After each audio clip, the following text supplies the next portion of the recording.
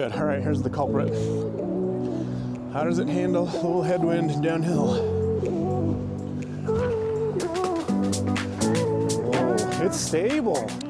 All right, welcome to an absolutely frigid day in Colorado here. I'm in East Interlochen Park. I am going to today bring you a quick review of the Culprit, the Dynamic Disc Culprit. This is the prototype, and it is lucid ice. I actually shot a few holes of this beforehand yesterday, but I didn't get quite enough. But I was like talking about how this lucid felt grippier than normal because I have this ice orbit Harp here, and it felt kind of hard to grip, and I was right. I looked it up, and these are ice or lucid ice. So nice, grippy, lucid ice Culprit.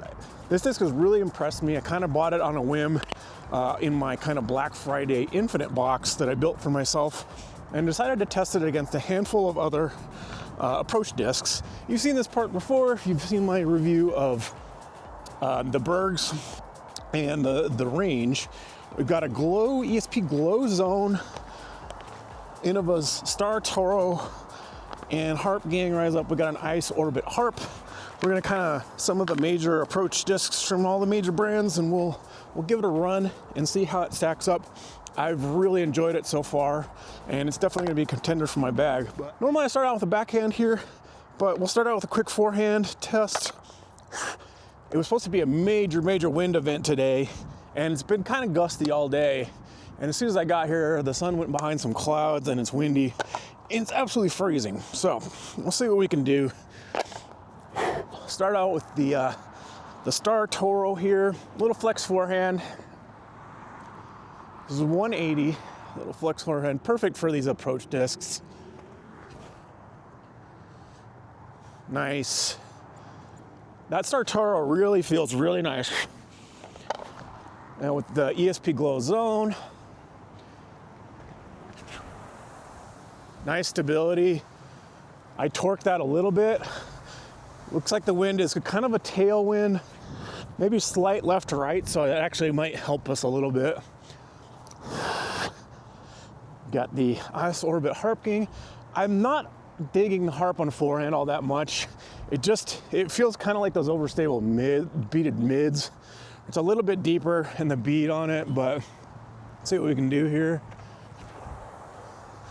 That's a decent forehand. Oh, parked it. All right, the Culprit has some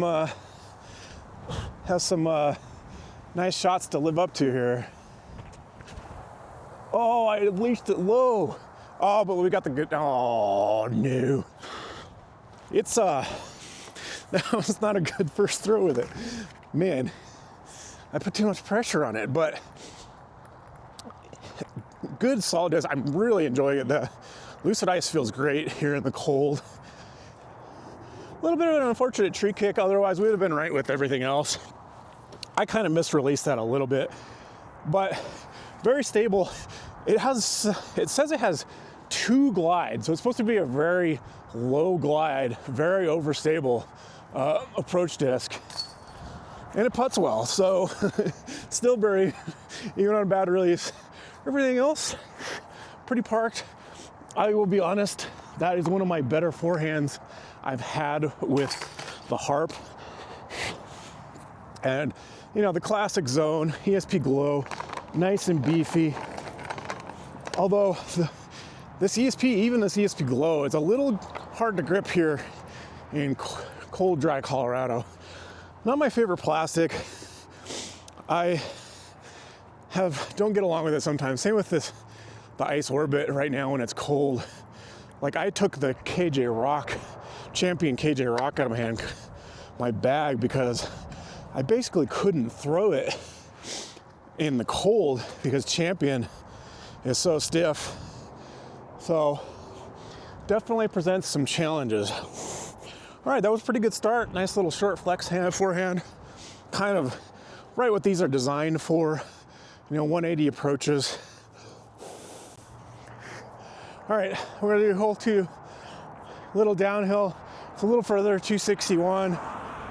We gotta keep it out of the irrigation ditch, so we don't wanna burn over right. A little bit of a headwind in the cold. See how they handle a little bit slight downhill flex, see how the stability holds up. Go with the ESP zone here.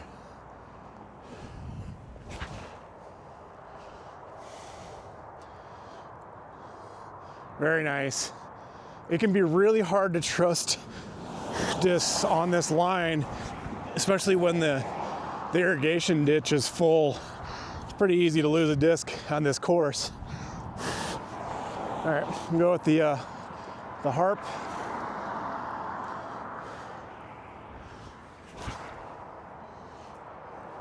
Oh, a little touch of Annie, but I gave it enough height. It's fighting out. Not bad. The Harp is really good on backhand. It's pretty comfy and it acts pretty stable. Usually gets down pretty well. The Toro.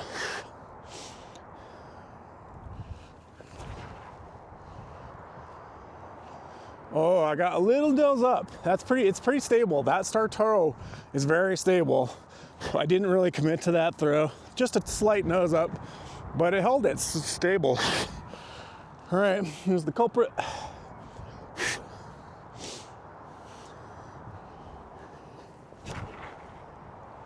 Ooh, I whipped that pretty low, but look at that finish.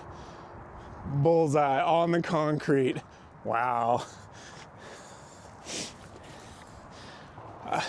I feel like it's comparable to that glow zone stability-wise, maybe even a little bit more. It's a very interesting disc because it's got a zone profile with a micro bead, and I think makes it even more stable at very low speed. But yet the shape handles high-speed torque pretty well. I have a whole thought on this, how we need to reevaluate the high-speed turn rating. I'll talk about that in a minute, but this Toro was, I think, would have been fine if I would have thrown it a little better. A couple of these a little short, but I was still impressed that in the headwind downhill, these fought out and pretty good. The zone and the Harp were solid. Oh, floaty, but the Culprit was parked. Not bad. All right, this is one of the alternate T-pads for hole one. We've got the right Hyzer line and the left forehand line. All right. This is a little farther of a forehand than I normally throw. I think it's like 280, but we'll see what we can do, how these handle forehand power. My forehand is not very clean. I really struggled getting the Harp to not kind of wobble. We'll see what we can do. I normally throw like a Firebird here. There's Toro. Nice. A little low. I want that a little bit higher because we need to get way more left. All right, the ESP zone. Oh, the little wind drop. But that's much better. That's really good. That glow zone is pretty money. And here's the Harp. See if I can't get this Harp. I notice I almost have to Hyzer flip it, or if I torque it a little bit too flat, my unclean forehand tends to wobble it to death. Ooh, a little high Hyzer. Not bad, not bad. Okay, I'm finally actually getting some good forehands on that Harp, so I'll throw in some of those holes so you can kind of see. But it doesn't really handle torque nearly as well as these other flatter discs, and its rim is a lot less comfortable to forehand. We'll see how this handles, though, some power.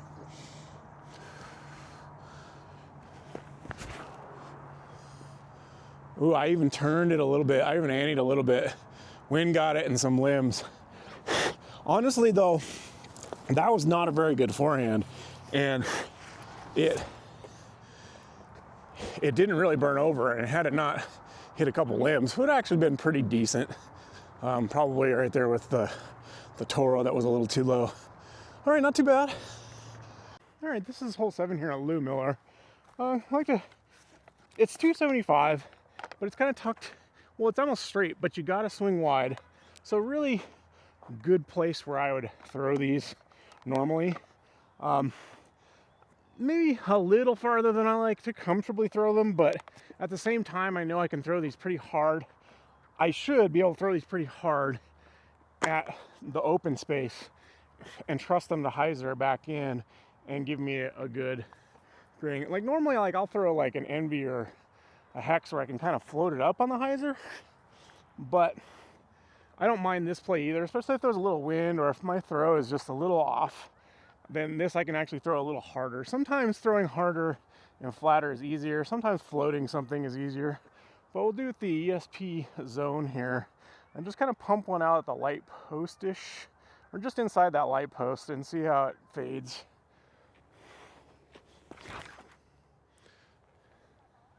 Yeah.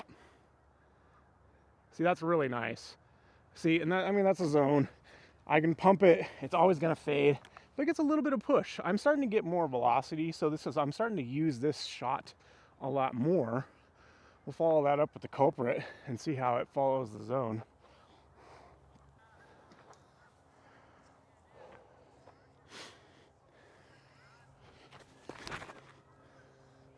Yep, solid. Nice little. All right, throw the Toro.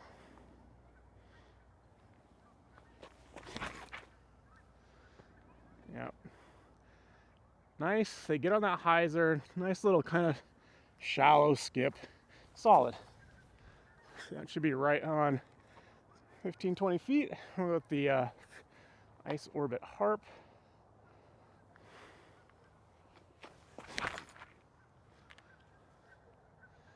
Yeah, very similar. Gosh, I got to the ground, but I mean, that is like 2 feet away from the. Oh, it was a little short of those, but actually, it was inside of them with its skip, but it was a little bit short. It got to the ground really early, but I mean, these are all in a line. I mean, hard to knock any of them. I mean,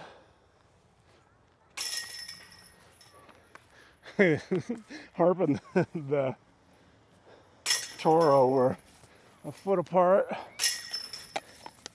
and then the ESP zone actually got the most distance and a nice solid fade, and I feel like I threw that fairly wide, so sometimes hard to beat a zone. Solid. All right, I'm out here at Lou Miller. This is a pretty good hole. It's 295, so I want to test these kind of on a max power flat backhand. This is a little bit more distance than I really feel comfortable throwing something this overstable, but we'll kind of see how they hold up to some power. All right, we'll start with the ESP Glow zone, and I mean, I got there to this with a balance and a pyro, so I should theoretically be able to get there with these fairly easily, but I have to throw them pretty darn hard for this distance. This is a little out of range that I like to throw this type of disc.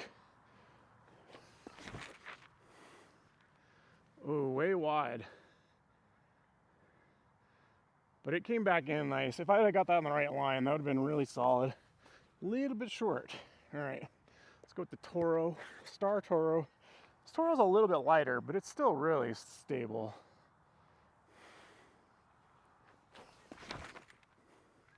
That's really good, I think. Oh yeah, parked. So yeah, I can get there. This is 295. This is the Ice Orbit Harp. Harp gang, rise up. Let me know which one is the best. Oh, it's way inside.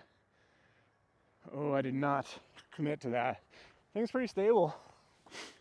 All right, now let's see how the Culprit compares. I gotta admit, in this cold, this Opto or VIP or whatever it is for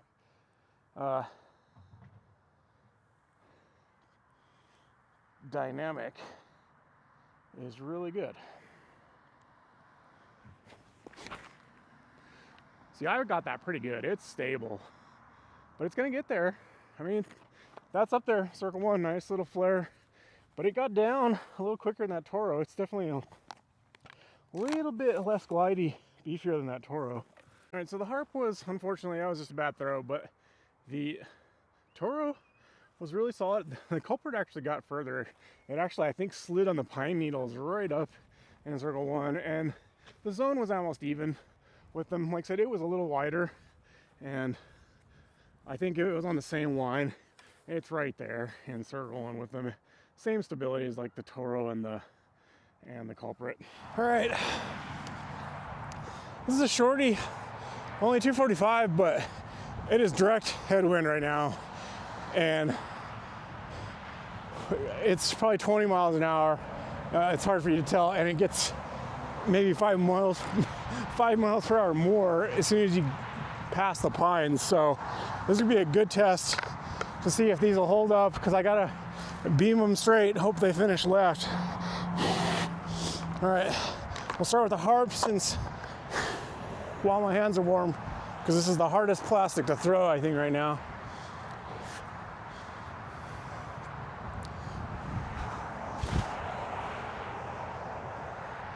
Oh, that was inside a little bit, but it was holding up. I almost got through. I gotta go a little, I'm trying to go a little bit wider of the pine.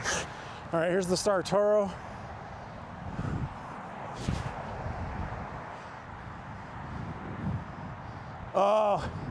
Fighting, held straight, but couldn't finish left. Go with the glow zone.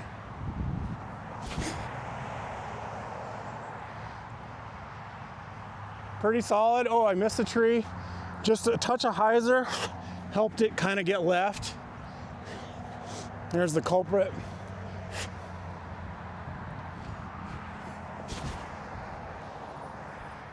Oh, yeah. Oh. Did that do what I think it did? That almost looked like it bounced up into the basket, but I think it hit the concrete and jumped. All right, I think the Toro was the flattest and widest of that group. I think I meant to give it just a very tiny Hyzer, and it's also the lightest. That Toro is only 167, and it's actually holding up really well against these. I didn't realize it when I bought it that it was a lighter weight. The Culprit is parked. I don't have to look at that in slow motion. I think it skipped into this concrete and went up in the air and then fell back. But from my perspective, it looked like almost like it went and hit the basket and came back or something. That is wild. Zone was right inside C1. Little baby Hyzer. Oh gosh. And I think the Harp would have been fine if I just released it a little bit wider. I'm just gonna have a practice basket here. I'm not sure exactly how far this is. We play a variation of it, but the angle is kind of weird for forehand. We play double mando to it. And from right over there, and I want to say it's like 260, because I always throw like a putter. So see, this is kind of more of a power flat forehand. Like I said, on approach, little baby approaches, you're just not gonna see much difference. They're all fairly similar in stability and glide. So with this, I can actually kind of pump these a little bit and we'll get them kind of flat here.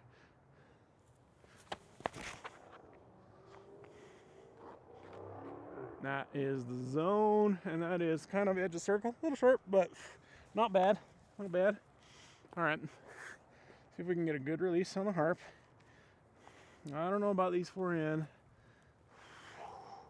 Fine on a little short Hyzer, but this is where I wonder if the comfort of this rim, if I can get a nice kind of clean flat forehand. Oh, nope. Gosh, that was so garbage.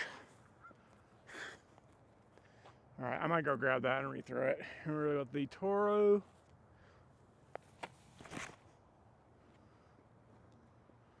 That came out nice and clean and actually pushed pretty good. A little Hyzer-y, but not bad. And see if the Culprit.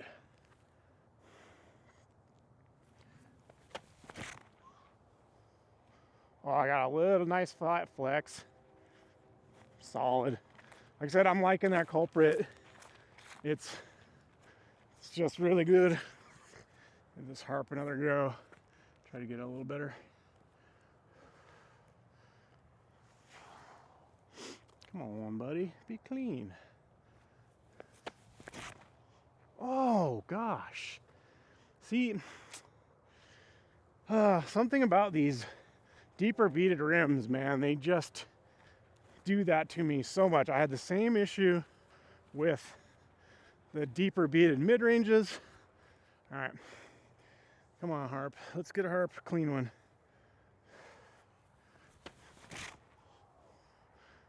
Ooh, I even got a little Hyzer, but it was wobbly, but it recovered. I had to kind of Hyzer it to help it with the wobble. See, it's wild that like that thing is so stable on most of the backhands, and yet that's the difference.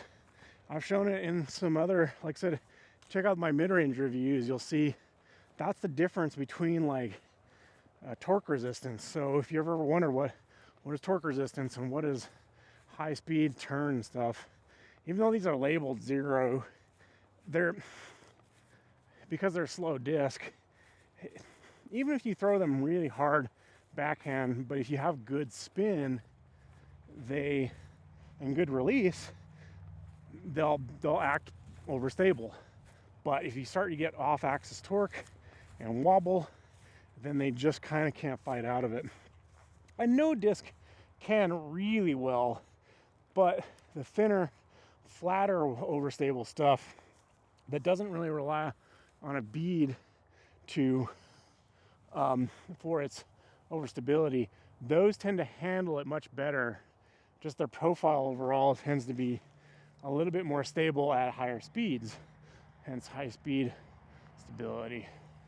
It's like, I wonder if that should be actually be almost a new numbering scheme, or like torque resistance or high speed stability. We have high speed turn, but maybe some discs should get like a plus instead of just 0, because like these are all 0, but obviously the Harp can't handle torque nearly as well as they had. Like,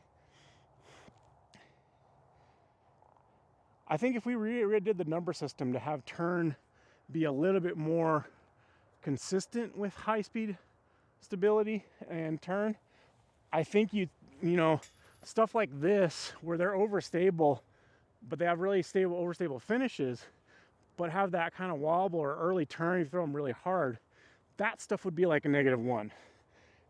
This Culprit might be like a 0.5 because it does have like a little bit of it, but most of the time it acts like a more stable, you know, where stuff like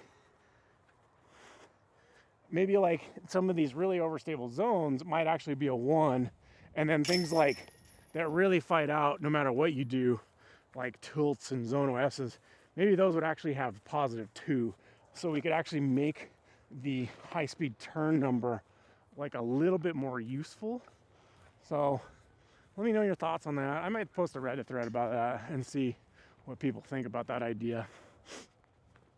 Yeah, forgot to realize I forgot to record that Natra. Yeah, this guy, Culprit, really cool disc. You can kind of see, like, it is very interesting. It's actually maybe shallower than, or like shorter than the zone by a tiny bit, but it does have this microbead. It's already started to wear down a little bit, but very comfy in the hands. And it's nice that, you know, it's DD, but with the excitement now with the Isaac signing, I know there may be some Prodigy fans or some Isaac fans that are kind of looking at the rest of the trilogy lineup. I mean, mostly at Lat, but Lat has, their approach discs are kind of like, they really only have the Savior, and it's like they have nothing like an A2 or Zone or anything like that.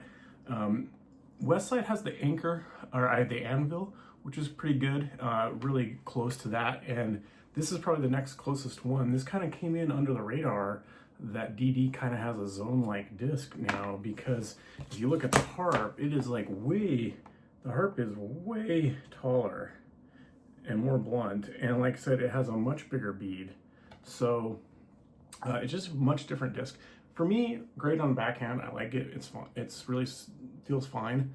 But I can't forehand this thing. Whereas this one feels fine on forehand. It's maybe a little deeper inside than a zone, but not too much. And it has that zone profile, and it just feels really good. Yeah, it kind of went under the radar. I've never really heard a whole lot about it. So kind of surprised me when I saw it, and I just figured I'd grab one and kind of do a review. I've been kind of looking for, like I said, as much as I like zones, I like gummier plastic, softer plastic. So I've been kind of checking out some new stuff. And the Toro has been really kind of impressed me. My buddy had one that was like kind of beat in, but it was halo, it was oddly straight. But this one, for even being light, it's like quite stable and really comfortable. The plus rim doesn't bother me. And this thing is so bright in right now. So in the dark of winter and the cold and in the snow, this might roll with this guy for a few weeks or until it gets a little warmer. But yeah, there you have it. There's a quick review of the Culprit versus a few staple approaches, and yeah, interesting disc. Kind of went under the radar. But yeah, solid approach in the Trilogy family and for dynamic. Catch you next one.